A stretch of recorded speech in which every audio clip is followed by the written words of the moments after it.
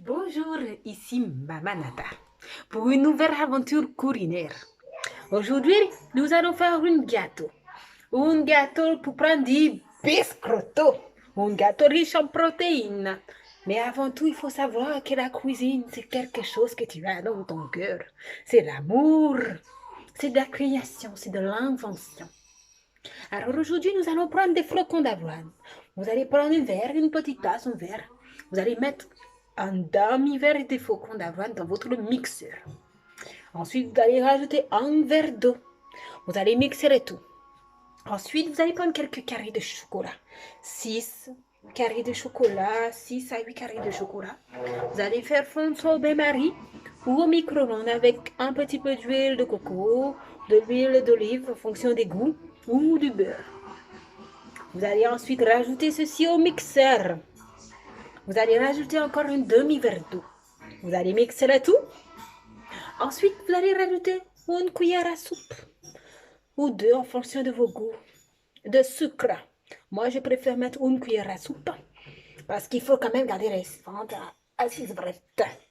Alors ensuite, pour continuer, nous allons mixer le tout et rajouter 2 œufs dans le mixeur. Vous rajoutez un petit peu de cannelle, un petit peu de muscade et un petit peu de rhum. Ensuite, vous mixez le tout. Donc, comme je disais, vous remixez avec les arômes, muscade, rhum, vieux, cannelle.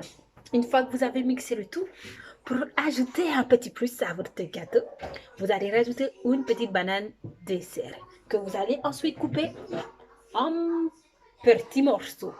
Vous allez incorporer hors du mixeur, bien sûr, à la cuillère, au fouet, vous allez incorporer votre petit morceau de banane afin que ça puisse fondre et avoir les petits goûts de banane sous la dent. À savoir que la banane est riche en protéines végétales. Riche en protéines végétales et beaucoup de fibres pour que vous puissiez faire caca. Tout le sucre que vous avez mangé. Donc ensuite, tout ça, vous avez un petit plus. Ça, c'est le petit plus qui n'est pas obligatoire. Vous pouvez rajouter une petite cuillère de beurre de noisette que je vous montre de suite. J'aime bien celui-là parce qu'il est riche en bonne graisse. Il est très intéressant et il est bio. Donc vous pouvez rajouter une petite cuillère de beurre de noisette dans votre gâteau. Donc ensuite, vous mixez le tout, et vous introduisez votre morceau de banane. Si vous rajoutez bien sûr le beurre de noisette, vous mixez avant et ensuite vous mettez votre morceau de banane. Une fois tout ça fait, vous avez incorporé votre banane, c'est fini. Vous beurrez votre moule, un petit peu de farine pour ne pas que ça colle. Et vous faites cuire au four à 180 thermostat pendant 15 à 20 minutes.